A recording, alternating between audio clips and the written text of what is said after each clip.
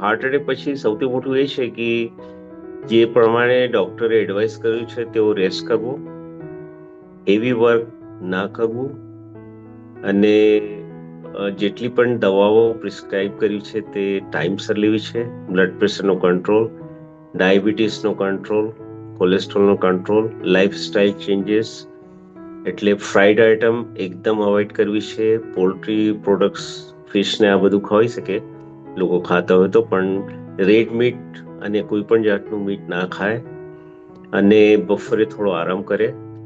અને સૌથી મોટી ચીજ એ છે કે જ્યારે પણ જોબ પર પાછા જાય કે આપણા કોઈ ટ્રાવેલમાં જાય તો એકલા ના જાય.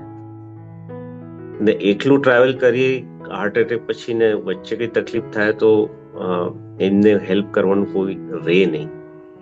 ને જોબ ફિટનેસ ના મળે ડોક્ટરથી ત્યાર સુધી એમને જોબને જવું નહીં જોઈએ. બીજું ચીજ એ છે કે સપોર્ટ ગ્રુપ, અમુક લોકોને છે ને થોડું હાર્ટ એટેક પછી ડિપ્રેશન પણ આવી જાય છે. તો એવા પેશન્ટને, એવા દર્દીઓને આપણે એટલે સપોર્ટ ગ્રુપનું એડવાઇસ કરવું જોઈએ. કાર્ડિક રિહેબિલિટેશન પણ અમે લોકો ચલાવીએ છીએ. એમાં શું થાય છે કે એ પેશન્ટ, એ દર્દીઓ રિહેબિલિટેશન પ્રોગ્રામમાં બીજા દર્દીઓ સાથે વાત કરીને એટલે પોતાનું સુખ દુઃખની વાતો કરે અને એક્સપિરિયન્સ શેર કરે તો એ લોકોનું રિકવરી બહુ ફાસ્ટ થાય અને કોન્ફિડન્સ બિલ્ડઅપ થાય. ને કાર્ડિક રિહેબિલિટેશન પ્રોગ્રામમાં શું છે કે એક્સરસાઇઝીસ, ડાયટરી એડવાઇસીસ ને આ બધું હોય ને ટાઈમથી અમે લોકો એમનું કાર્ડિક ફંક્શન પણ ચેક કરીએ છીએ. ક્યારે ઇકો, ક્યારે VO2 મેક્સ ને ક્યારે ECG. તો આ દર્દીઓને એવું નહીં કે અમારા ત્યાં તો ઘણા બધા એવા હોસ્પિટલ છે ને એમના ક્લિનિક છે. તો સૌથી મોટી ચીજ શું છે? ફોલોઅપ.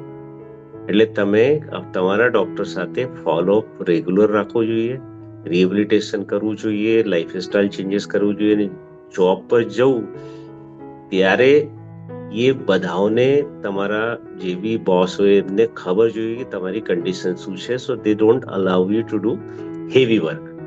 તો અમે લોકો એમને સર્ટિફિકેટ પણ આપીએ છીએ કે કયા જાતનું એ લોકોને કેટલું કામ કરી શકે છે.